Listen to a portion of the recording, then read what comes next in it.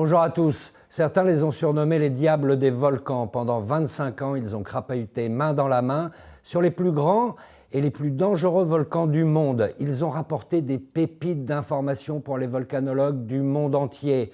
Ils ont transmis leur passion et leur connaissance au plus grand nombre, et en particulier aux enfants. Et puis, un jour de juin 1991, leur passion les a emportés. Alors qu'ils étaient sur les flancs du volcan Unzen, au Japon, ils ont été piégés et terrassés par une nuée ardente.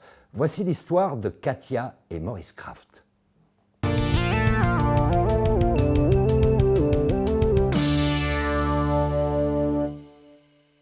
Bonjour Bertrand Krafft. Bonjour. Vous êtes le frère aîné de Maurice.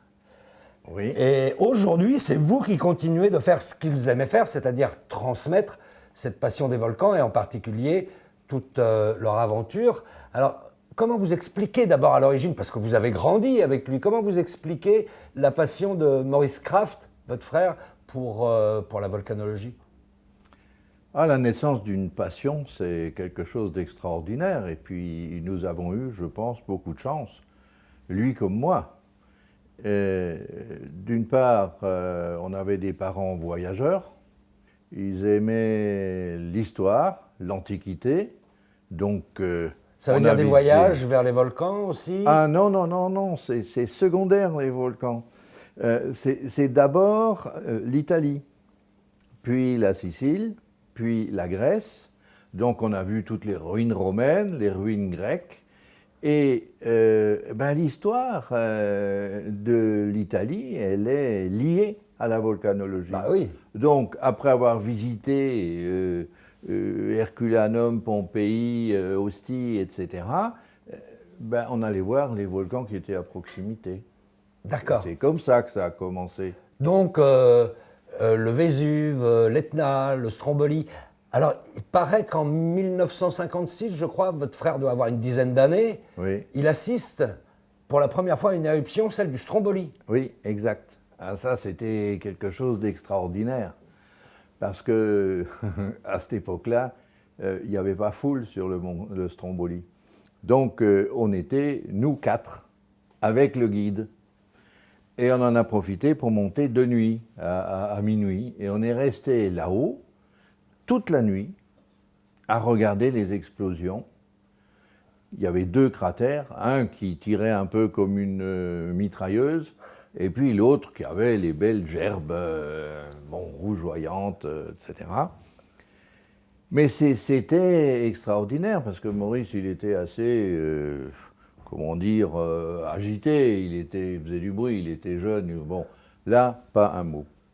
Et on a assisté au lever du soleil. Alors, Katia, elle, racontez-nous un petit peu ce qui l'amène à cette passion aussi. Ses parents ont fait les mêmes voyages que nous. On aurait pu se rencontrer à ce moment-là déjà. Et sa mère était directrice d'école. Ouais.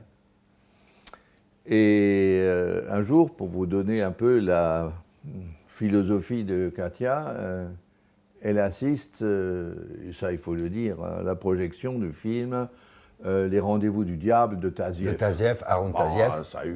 C'était le premier film pour le grand public, montrant ces phénomènes quand même extraordinaires. Et elle rentre chez elle et dit à sa mère, voilà, je sais ce que je veux faire plus tard. Je serai volcanologue. On est dans les années 50 là, non ? Ouais. C'est nouveau à l'époque. Alors, imaginez un petit patelin, la madame mère qui est directrice d'école, et sa fille lui dit « je vais être volcanologue ». Mais elle n'a même pas répondu. Elle dit « bon, ça c'est une lubie ». Ça n'était pas une lubie. Voilà. D'accord, et après elle continue son chemin comme ça, et alors Katia et Maurice se rencontrent sur les bancs de l'université à Strasbourg, et leur premier voyage ou leur première expédition sur les volcans, c'est l'Islande, c'est ça ? C'était la première expédition importante. Et leur objectif d'aller en Islande, c'était de découvrir les volcans. Ah oui, bien sûr. Et ensuite, c'est parti pour les volcans du monde Ah entier. ben après, c'était l'Indonésie, l'Afrique, l'Amérique, c'était le tour du monde permanent. Combien de volcans ont-ils visité? Je ne sais Et pas exploré. exactement, c'est de l'ordre de 150 à peu près. Il n'y avait pas Internet, mais il y avait les téléx, hein, et il en avait un chez lui. Et dès qu'un volcan s'activait quelque part, il recevait un téléx. Et en plus, comme ça a bien marché, il a eu des sponsors. Entre autres, il était sponsorisé par Air France et il avait en permanence des billets prêts, D'accord. sans destination marquée, quoi. C'est tant et tant d'heures de vol ou tant et tant de kilomètres. Donc aussitôt il y avait une alerte, Le lendemain, il partait. ils partaient tous les deux en général. Oui, leurs affaires étaient prêtes et donc dans les sacs au garage avec la camionnette pour tout transporter et aller à l'aéroport. D'accord.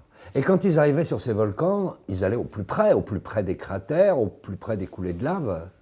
Il faut savoir aussi qu'on n'y va pas n'importe comment, et puis Maurice avait très bien compris ça dès le début, et il a chronométré. Alors par exemple, il voit, il y a une explosion en moyenne toutes les 10 minutes. Le temps le plus court, c'est 5 minutes, le temps le plus long, c'est 15 minutes.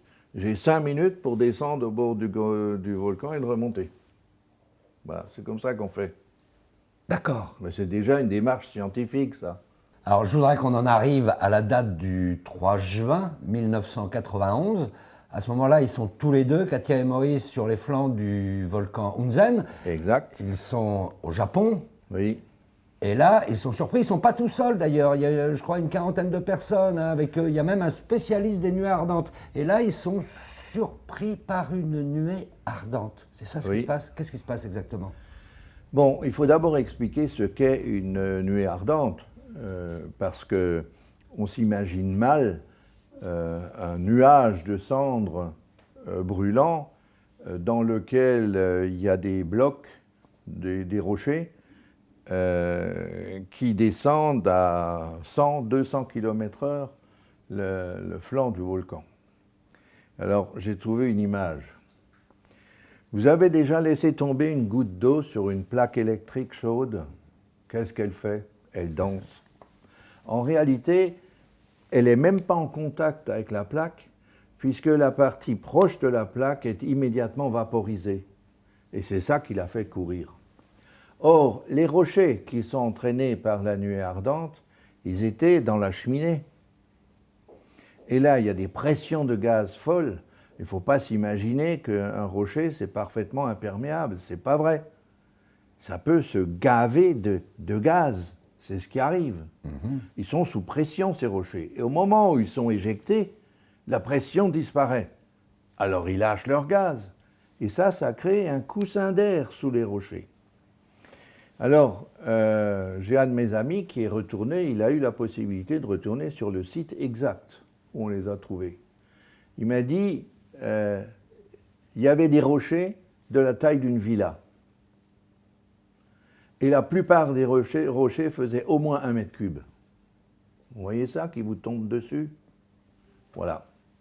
Alors, je sais que tous les deux, ce sont des passionnés, mais en même temps, ce sont des spécialistes.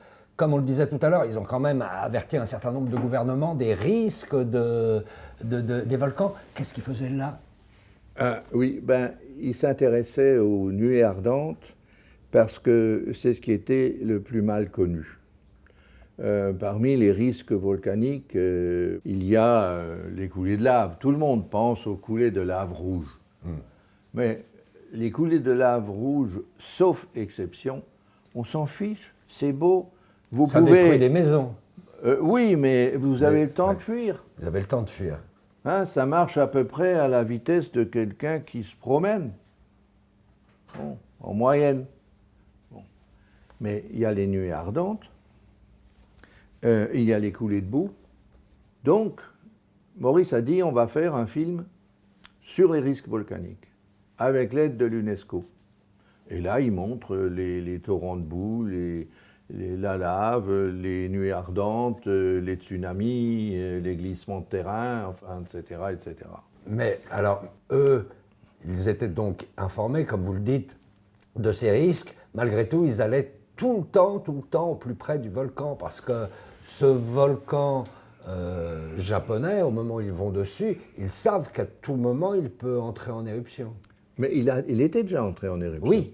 Donc, quelques jours avant, il y avait une première nuée ardente.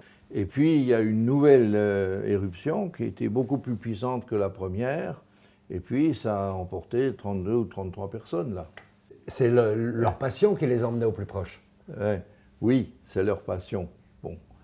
Mais Maurice disait toujours, l'endroit le plus dangereux, c'est le lit. La majorité des gens y meurent. Ben oui. Alors, il laisse un patrimoine scientifique énorme. Des photos, d'abord. Une collection de photos incroyable. Il y en a combien? 350 000. 350 000 photos. Oui. Il laisse des livres? Oui, mais ils sont tous épuisés.